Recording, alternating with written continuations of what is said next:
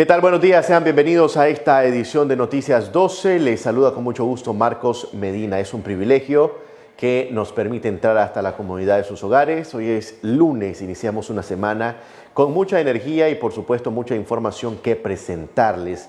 Gracias a quienes nos siguen a través de señal abierta o televisión por cable acá en el interior del país, pero también agradecemos quienes fuera de nuestras fronteras están pendientes de lo que sucede en Nicaragua a través de nuestras plataformas digitales y nuestro sitio web www.canal12.com.ni. Ahí tenemos información actualizada de lo que sucede a nivel nacional e internacional. Vamos de inmediato al detalle de nuestras noticias. Lo hacemos con la donación que ha canalizado la Embajada de los Estados Unidos en nuestro país. Hablamos de bienes humanitarios por la suma de 25 millones de dólares, 25 mil dólares, perdón, que vino a nuestro país de parte de personas de buena voluntad de Wisconsin y Nicaragua. Esta ayuda, como lo dije anteriormente, fue canalizada a través de la Embajada de los Estados Unidos en Managua. El embajador Kevin Sullivan fue quien estuvo presente al momento de la llegada de este avión con ayuda humanitaria para las personas que fueron afectados por el paso del huracán Iota en la costa caribe norte de nuestro país. El embajador Sullivan dijo sentirse muy emocionado de poder facilitar esta donación de bienes humanitarios que está valorada en 25 mil dólares durante estos momentos difíciles que enfrenta Nicaragua. Estos donativos, según el diplomático, ayudarán a los más necesitados de nuestro país. La ayuda humanitaria llegó ayer a territorio nicaragüense y fue recibida por el propio embajador de los Estados Unidos.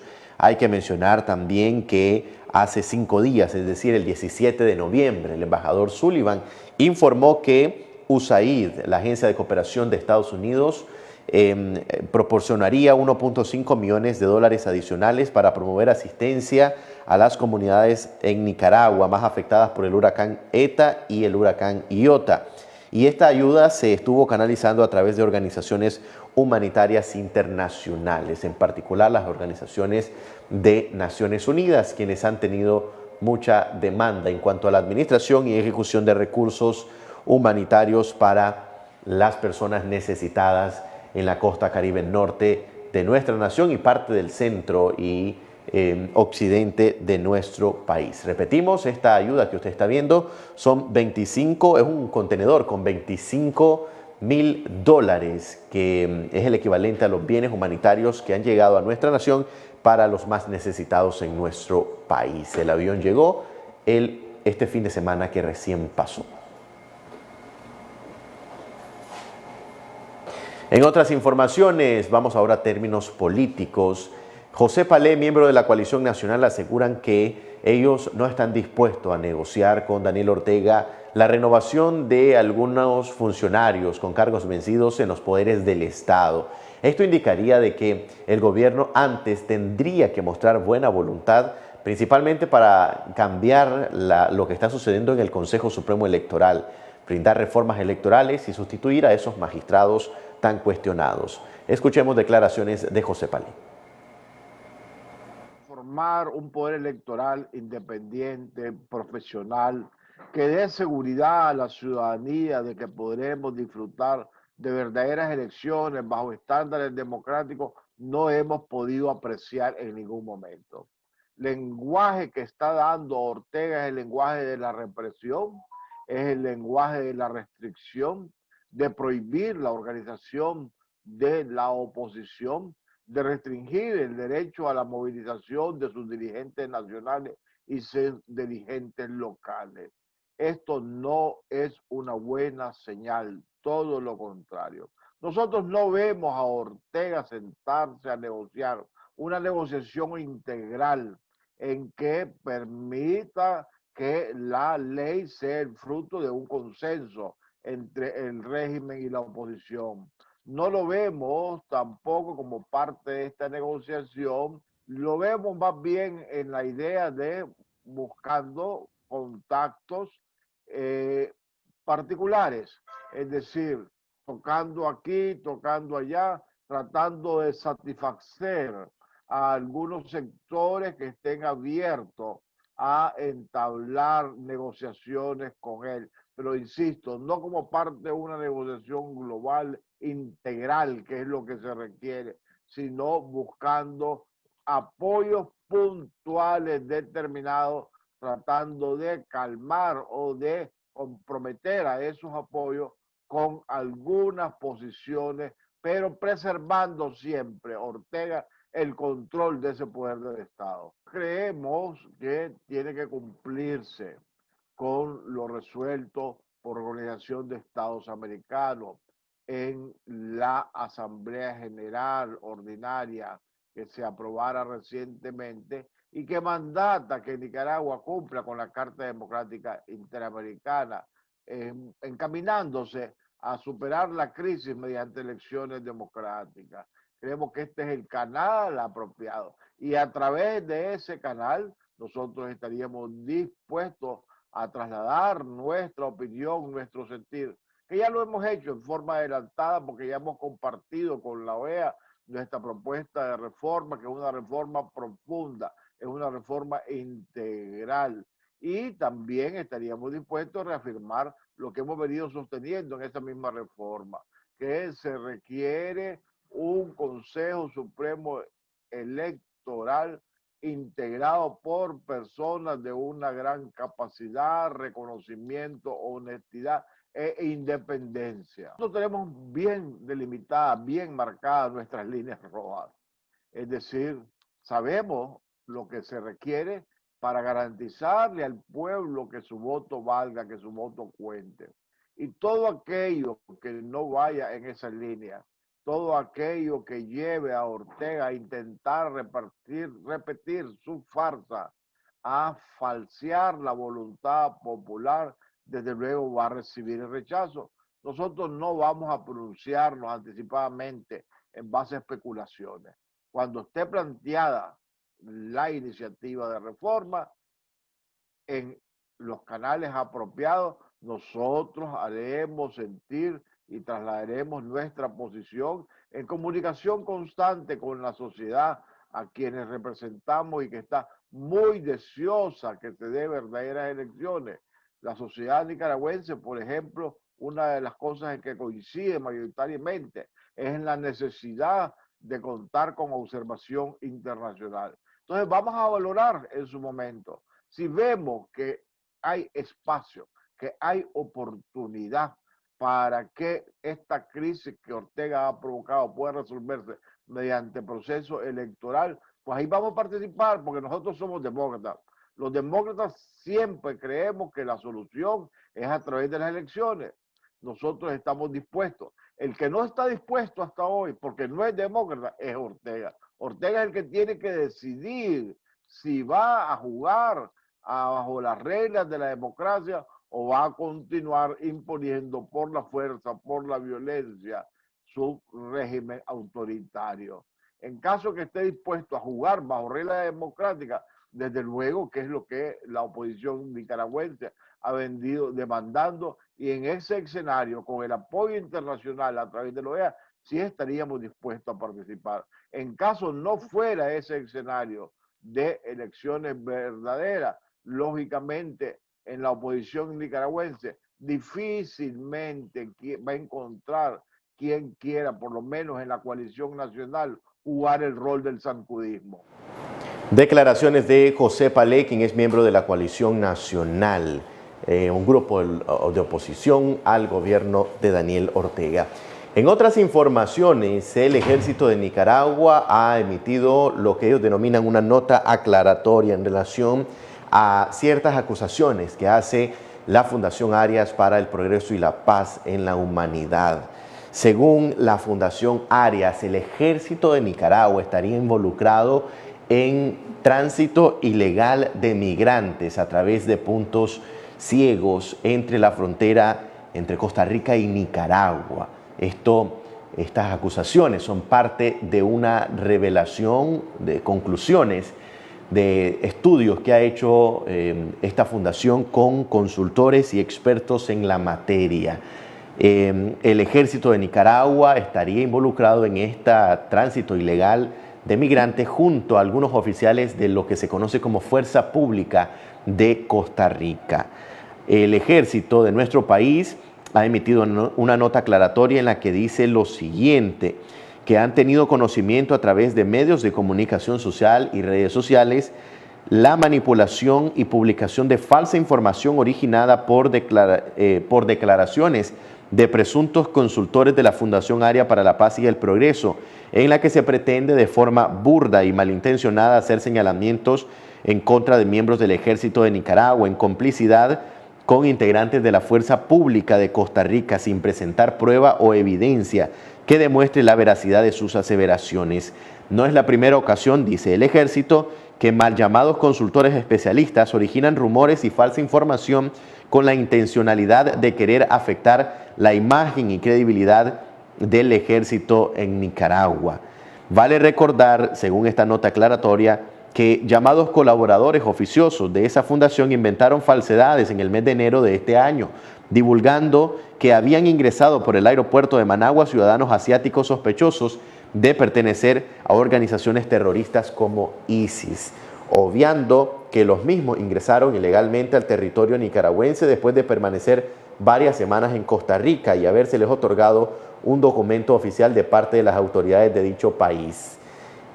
Finalmente, esta nota aclaratoria del Ejército dice lo siguiente: lamentamos que la Fundación Arias se preste a este tipo de manipulaciones del empleo de falsa información y no asuma con criterios éticos y responsables que cualquier entidad seria tiene, consultando fuentes oficiales y credibilidad demostrada. Es la nota aclaratoria que ha emitido el Ejército de Nicaragua en relación a estos señalamientos que ha hecho la Fundación Arias. Y hay que mencionar que nosotros hemos solicitado a los representantes de esta fundación una entrevista en torno a esta acusación que hacen al Ejército de Nicaragua y a la Fuerza Pública de Costa Rica. En un primer momento se nos dijo de que sí nos atenderían a las 11 de la mañana. Llegada la hora acordada, nosotros nuevamente llamamos a doña Lina Barrantes, quien es directora ejecutiva de esa fundación, y se nos dijo que no nos podría atender, que en las próximas horas estarían emitiendo un comunicado oficial en torno a estos señalamientos, tanto de la Fundación Arias al Ejército como del Ejército de Nicaragua hacia la Fundación Óscar Arias para la Paz allá en Costa Rica. En otras informaciones, las afectaciones en los caminos de la ciudad de Masaya que fueron provocados por las fuertes lluvias de los huracanes Iota y también Eta provocaría desabastecimiento de alimentos. Es por eso que los mismos productores y ciudadanos de las comunidades rurales han unido esfuerzos para tratar de limpiar estos caminos por donde sale la producción. Veamos. En las comunidades de Masaya, las lluvias dejaron incomunicadas muchas zonas porque los caminos principales resultaron seriamente afectados. Este pasado fin de semana, unos días después de haber pasado el huracán Iota por Nicaragua, los pobladores de la comunidad del Túnel, con palas y cobas, se dispusieron a reparar este transitado camino. No hay, digamos, respuesta ni en la alcaldía, nada, entonces nosotros tenemos que hacerlo porque aquí, mira, puedes ver aquí. Sí. Los camiones se pegan, todo, entonces tenemos que componerlo nosotros los pobladores, pues, que es la avenida central, aquí donde pasamos, para el mercado, para acá. Entonces, es el camino principal de esta comarca, que estamos componiéndolo porque lo desbarató. Esperamos que las lluvias calmaran y entonces estamos ahorita componiéndolo. Pues. Yo veo los vehículos, entonces, con una medida compuesta que le estamos dando, aquí ya la gente va a pasar de todo. Y aquí nadie nos compone el camino. No vienen las autoridades. Nada. Somos tierra de nadie aquí. Con costo mandan una pipita de agua a los 8 días, pero eso no es suficiente, usted sabe. Nadie sale de la pobreza con eso. Y es que este mismo daño se percibe en las comunidades al norte de la ciudad de Masaya, en donde los agricultores sufrieron las consecuencias de las lluvias, porque se vio muy afectada la salida de la producción de perecederos y lácteos. Lo primero que sacar las cosechas de aquí, de los lugares, sacar la producción de la leche, y todo los perjudica, porque ya si vamos a Masaya a hacer sus compritas, cuestiones, siempre no hay transporte. No se pueden pasar los vehículos, los buses, toda cuestión, porque hasta aquí entran gente de esos que andan repartiendo gaseosa, de todas cosas de productos que andan vendiendo, no pasan por lo mismo que está el camino desbaratado. Este ha sido un reporte desde el departamento de Masaya, Noel Amílcar Gallego. Agradecemos al colega Noel Amílcar Gallegos por ese reporte directamente desde la ciudad de Masaya, donde está aconteciendo la información. Hacemos nuestra primera pausa comercial. Al regresar tendremos más detalles de lo que sucede en nuestro país.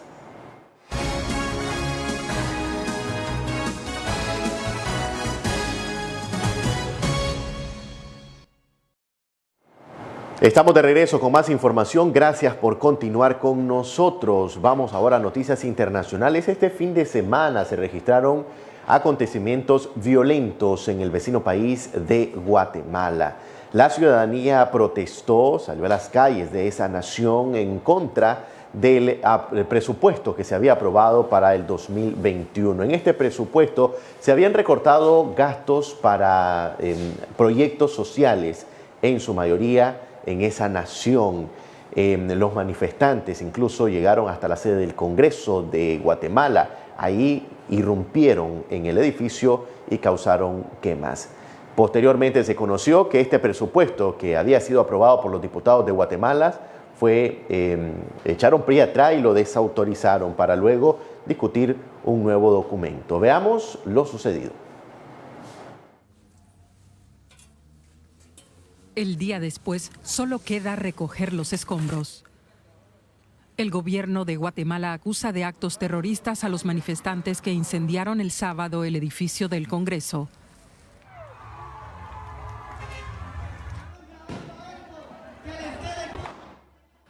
Pero un grupo de derechos humanos asegura que hubo un uso excesivo de fuerza policial. El saldo final, al menos 12 heridos y decenas de arrestos. Levanté los brazos, llegaron 3, 5, 8 policías a pegarme, a ahorcarme, me pusieron la bota en la cabeza. Yo creo que hay imágenes, no estoy seguro. Y sí, la verdad es que sí fue de los antimotines, fue algo totalmente incorrecto. Hay que recordar de que ya no estamos en esas épocas, al gobierno, no estamos aquí en épocas de dictadura ni mucho menos. El día de ayer me detuvieron por estar documentando la manifestación que estaba ocurriendo en la plaza. Me dedico a documentar y el fotoperiodismo y estaba realizando mi labor como tal cuando los policías me agredieron y me detuvieron ilegalmente. Miles de manifestantes se habían reunido en el centro de la ciudad para protestar por los recortes en educación y sanidad. El nuevo presupuesto fue negociado en secreto y aprobado por el Congreso antes del amanecer del miércoles. Ya no aguanta tanto la gente porque está enojada. Hicieron esa quemazón aquí. Por esa razón hicieron esa quemazón. ¿Por qué? Porque el presidente no los ayuda. La gente tiene necesidad. Están sufriendo, están muriendo de hambre. ¿Quién los va a ayudar para que coman si el presidente tiene todo el dinero?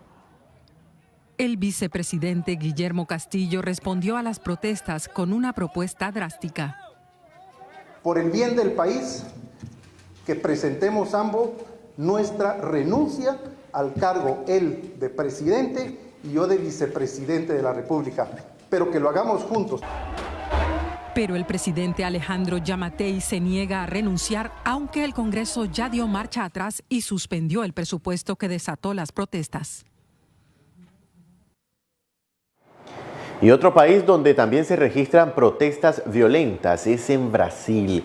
Ahí ciudadanos salieron a las calles, pero para rechazar la muerte o el asesinato de un ciudadano de raza negra de manos de un vigilante de una cadena popular de supermercados. Veamos más detalles. Es la banda sonora del hartazgo frente al racismo en Brasil. Apenas unas horas antes del Día de la Conciencia Negra, el soldador João Alberto Silveira moría tras recibir una paliza de 2 vigilantes de la red de supermercados Carrefour. Su crimen, en la sureña ciudad de Porto Alegre, fue grabado y posteado en redes sociales, convirtiendo a estos supermercados en objeto de la ira de la población. Ser negro en Brasil significa que te arrebaten tu humanidad, que te roben tus derechos. No tienes la oportunidad de ir y venir en paz, porque la seguridad del país está diseñada para tenerte de acusado, incluso si eres la víctima. Conmoción también en las manifestaciones organizadas en todas las ciudades para el Día de la Conciencia Negra, que marca la jornada de los derechos de los negros en el país. Esto muestra la dimensión del racismo que se silencia a diario. Debemos aprovechar este momento para ampliar esta lucha contra el racismo. Tenemos que exigir justicia de forma clara porque nuestras vidas también importan. Nuestras vidas también importan. No nos quedaremos callados. Lo que vimos en Porto Alegre es la expresión más despreciable del racismo institucional y estructural y de lo mucho que Brasil todavía mantiene de la herencia de los países esclavistas que operan en el continente americano. Pese a representar el 56% de los ciudadanos, la población negra es la que tiene una mayor tasa de mortalidad y la que menos ingresos tiene en Brasil. Según datos del Atlas de la Violencia 2020 del Foro de Seguridad Pública, un 75% de las víctimas de homicidio en Brasil de 2018 fueron negros. Durante la pandemia del COVID-19 se sucedieron una serie de casos de violencia aquí en Brasil. Hay un aumento en el número de incidentes violentos, también en la cifra de asesinatos a manos de la policía militar aquí en Sao Paulo y en el resto del país. Desde el gobierno de Jair Bolsonaro se rechaza la discriminación racial y el propio Bolsonaro tuiteaba que no hay que dividir el sufrimiento del pueblo brasileño en grupos y que problemas como la violencia son vividos por todos. Una posición muy alejada de otros políticos y de la sociedad que exige un Brasil más igualitario y menos racista. Siempre en noticias internacionales, tras la primera ola de contagios por COVID-19 en el mundo, Madrid ha recibido a abrir su mercado más popular en ese país. Veamos qué tal estuvo esta reapertura. La vida vuelve a fluir por El Rastro, el mercadillo más emblemático de Madrid, tras 8 meses de cierre debido a la COVID-19. Lo hace lentamente al 50% de su capacidad, 500 puestos y un máximo de 2.700 personas. La policía municipal controla mediante drones que no haya masificaciones. Aquí ya lo ves, estamos al aire libre, tenemos todas las normativas cumplidas conforme nos han dicho y tenemos más seguridad que los sitios cerrados y que en mejores sitios, la verdad. Aunque venir al Rastro caéis todo seguro y estamos todos muy bien. España, que exige desde este lunes una prueba PCR negativa a los viajeros procedentes de países de riesgo, comenzará a vacunar de forma masiva el próximo mes de enero. El plan está listo. Se va a contar con 13.000 puntos de vacunación. Un ejemplo muy actual es que este año, en el año 2020, en 8 semanas, tan solo en 8 semanas, hemos vacunado a 14 millones de personas. Por tanto, la capacidad que tiene el Sistema Nacional de Salud de poder vacunar en un corto tiempo es francamente sobresaliente. En el Reino Unido, el gobierno detalla este lunes su plan para volver a instaurar un sistema de 3 niveles de restricciones a partir del 2 de diciembre, cuando concluya el confinamiento total en Inglaterra. El ministro de Finanzas ha añadido 3.300 millones de euros más para la lucha contra la pandemia. Por muy frustrante que sea para todos, la Navidad no va a ser normal este año. Estamos buscando modos de ver cómo las familias pueden pasar algún tiempo juntas durante el periodo. Es algo que nos gustaría hacer, ha sido un año muy difícil. La cercanía de la Navidad puede traer buenas noticias para Francia. Se espera una flexibilización de las restricciones en 3 etapas para evitar un nuevo brote de la pandemia. El martes, el presidente Emmanuel Macron dará más detalles sobre las fases y su aplicación a partir del 1 de diciembre, cuando concluya el confinamiento decretado en todo el país el pasado 30 de octubre. Hacemos una breve pausa comercial. Al regresar hablaremos sobre seguridad alimentaria. Muchos cultivos están en riesgo tras las fuertes lluvias provocadas por los fenómenos naturales Iota y también ETA. Los detalles se los tenemos al volver.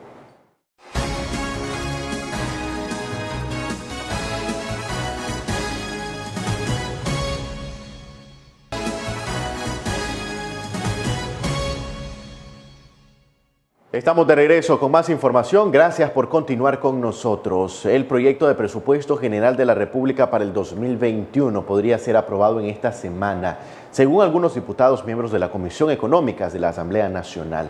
Veamos. Lo aprobó la mayoría de los miembros de la comisión, ¿verdad? Este servidor no firmó ese dictamen por X motivo, definitivamente, ¿verdad? Tengo mi reserva.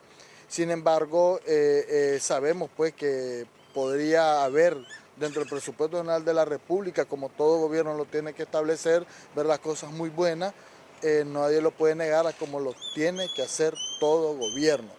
Sin embargo, me abstuve a firmar el dictamen por situaciones, ¿verdad?, de comparaciones que nosotros como bancada y como miembro de la comisión establecemos pues que no nos da el clic, como decimos, ¿verdad?, por cosas incoherentes, porque no es posible que venga y maltrate a las alcaldías a nivel nacional. Fíjate que no te estoy especificando las alcaldías que aún son más maltratadas, como son las alcaldías del PLC, ¿verdad? Pero sin embargo, te estoy hablando en términos general, ¿verdad? Porque recordad que la parte social, la parte de proyecciones públicas, los tienen los diferentes municipios a nivel nacional.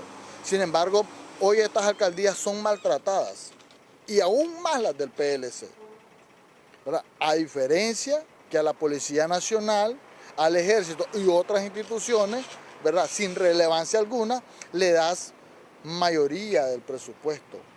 Entonces, eso no nos hace clic a nosotros como bancada, porque deberíamos de incluir mejor la parte social, la parte que va directamente a la población, y no algo pues que ya sabemos que la Policía Nacional actualmente está bajo crítica. Ahora, durante este presupuesto me hablaba que hay fondos para las personas afectadas durante el huracán. Sí, en su momento yo me pronuncié ante los medios de comunicación definitivamente que no solo en el aspecto de modificar lo que ya el ministro de Hacienda o la presentación que se había hecho dentro de las consultas en la comisión del monto total que ya existía para la proyección del 2021, sin embargo yo fui de la moción en su momento de hacer una reforma al presupuesto general de la República de este año 2020, ¿verdad? Es un hecho que se tiene que hacer porque ver cómo era el momento preciso de poder acudir ante todas estas personas que han sido afectadas por los fenómenos naturales existentes actualmente, ¿verdad? Recientemente que sufrió Nicaragua en una parte como es la parte Caribe. Pido la reforma del 2020 y a la vez modificar el presupuesto del 2021, ¿verdad? Independientemente, y quiero hacerlo público, porque nosotros no hemos decidido la votación en sí, cómo vamos a votar ante el plenario, pero sin embargo este servidor no firmó el dictamen por lo que te había explicado, pero eso no quita pues la decisión como bancada en pleno, lo que vamos a hacer en la votación a nivel general, ¿verdad? Porque estamos claros, estamos conscientes del apoyo que se le tiene que brindar a todas estas personas que han sido perjudicadas, ¿verdad?, por estos fenómenos naturales. ¿Se va a destinar entonces dinero o todavía no se sabe? Dentro de las modificaciones, ¿verdad?, ya definitivas que se presentó para ya la aprobación de la firma del dictamen, sí, está incluido, no te lo voy a negar, está incluido. Sin embargo, pues, ¿verdad?, como todo gobierno, y que lo sepa el pueblo nicaragüense, todo gobierno tiene que acudir y hacer, ¿verdad?, asistencia en todos estos problemas que se le pueda brindar al país, ¿verdad? Entonces, no es algo maravilloso, ¿verdad? Ya sabemos que el gobierno presente, el gobierno actual que esté de turno, tiene que acudir mientras el señor, pues, se dé y se permitan estos fenómenos naturales para poder ayudar a la población. ¿Esa es una de las modificaciones entonces que hubo? Sí, definitivamente sí, eso está, ¿verdad?, incluido para poder acudir, ¿verdad?, y ejecutar a partir de enero del 2021, ¿verdad?, dentro del presupuesto general de la República que se vaya a aprobar del 2021 para poder ejecutar y apoyar a todas estas personas pues, que han sido perjudicadas. Que sepa el pueblo nicaragüense por parte del presupuesto general de la República que le cuesta al mismo pueblo nicaragüense. Eran declaraciones del diputado Walter Espinosa, miembro de la Comisión Económica de la Asamblea Nacional. Y justamente hablando sobre asuntos económicos, les presentamos las variaciones de los precios de la canasta básica y cómo amanecen estos productos este lunes.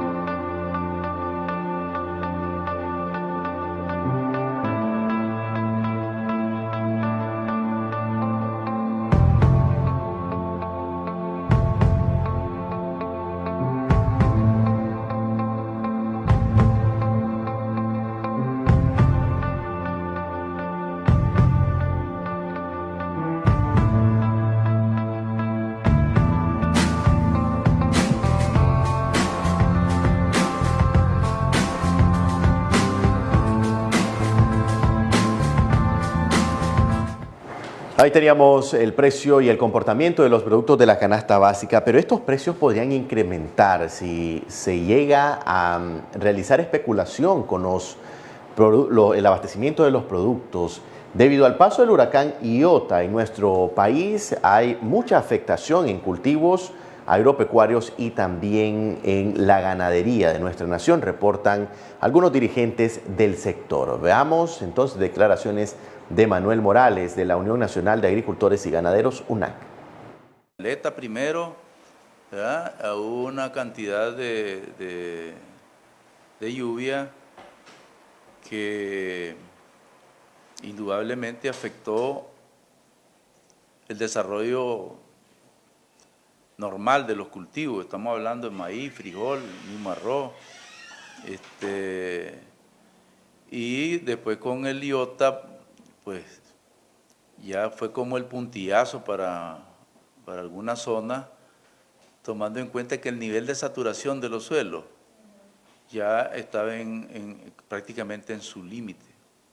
Y el Iota lo que hizo pues, y prueba de ello fueron pues las desgracias que vivimos con los deslaves de las personas que murieron en el norte, los ríos que se desbordaron y alguna gente lamentablemente pues buscando cómo salvarse, más bien perdieron su vida al cruzar los ríos.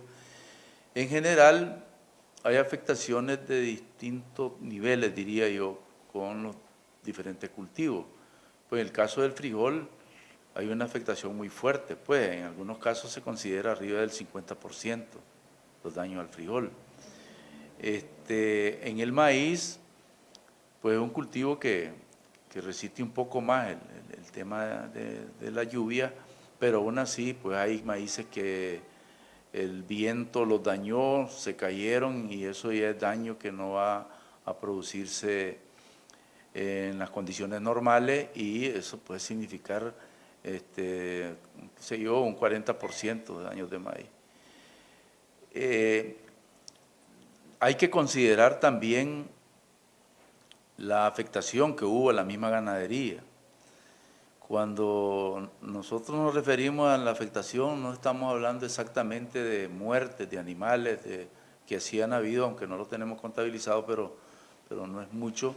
Sin embargo, pues cuando están estas condiciones climáticas en la finca, el ganado se retrae, el ganado no come y eso significa baja en la producción de leche, baja en la producción de carne. Estimar eso, en el caso de la carne, es muy difícil.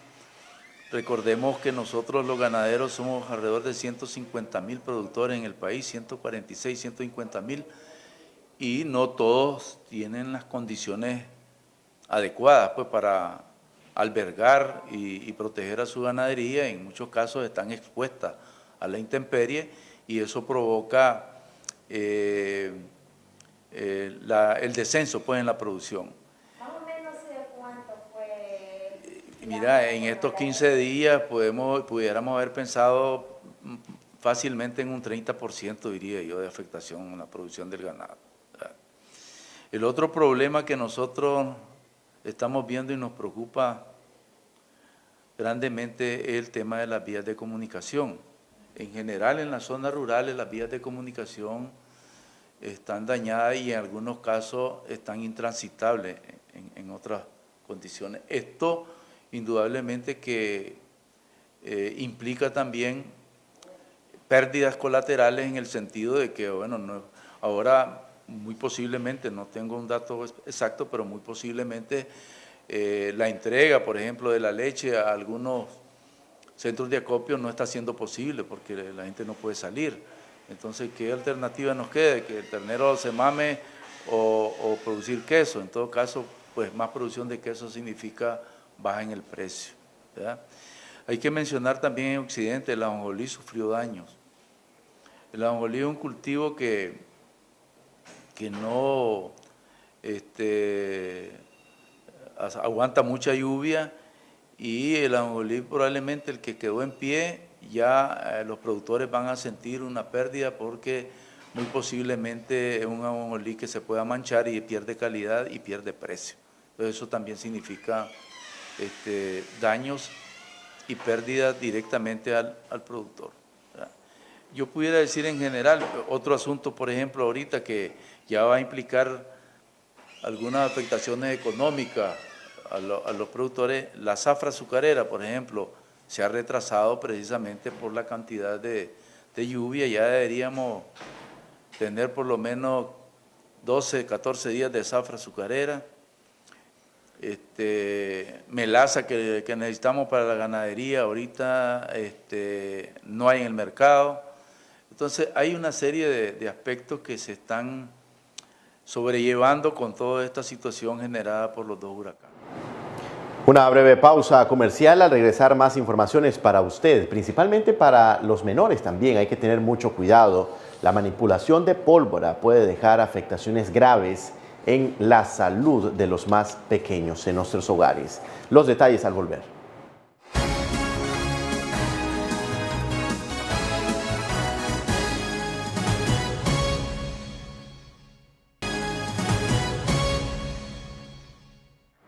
Estamos de regreso con más información. Pese a que la temporada de las fiestas navideñas genera mucha alegría y emoción para compartir en familia, no solo obsequios, sino también ver luces navideñas, incluso pólvora.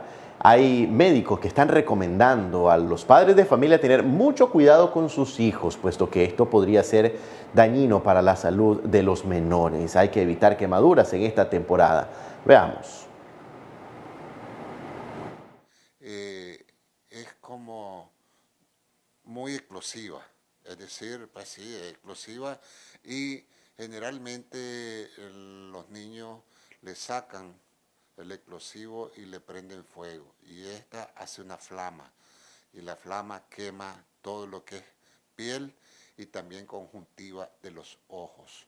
Entonces hay que tener mucho cuidado de que los adultos deben de estar supervisando a los niños, pues, que manipulan este tipo de explosivos que venden y que los venden en las pulperías, y no tener, pues, no tener que llegar a los hospitales a las unidades de quemado, porque su superficie corporal prácticamente, pues, quemada por la pólvora. O sea que los padres de familia deben de tener mucho cuidado, ¿verdad? Mucho cuidado, y supervisarlo muy de cerca y evitar, pues, que nosotros tengamos a estos niños que son lo más frecuente, pues, en quemarse, ¿verdad? Y no llegar a las unidades hospitalarias. Debe de haber de alguna manera supervisión por parte de los padres de familia con aquellos niños que de alguna manera pues vayan a manipular esta pólvora.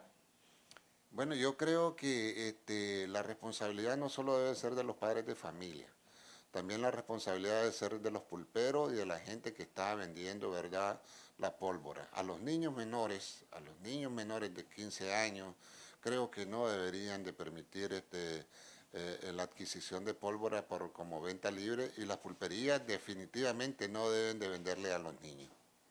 Doctor, ¿cuáles son las principales quemaduras, digamos, que puede presentar alguien que sea a través de la pólvora? Bueno, mire, hay quemaduras superficiales, desde una quemadura de primer grado, pero pueden haber quemaduras de segundo grado y hasta de tercer grado cuando se manipulan pólvora o explosivos pues fuertes, potentes, esas que le llaman bombas de contacto. Hay personas que usan tubos para disparar, ¿verdad?, hacia el aire.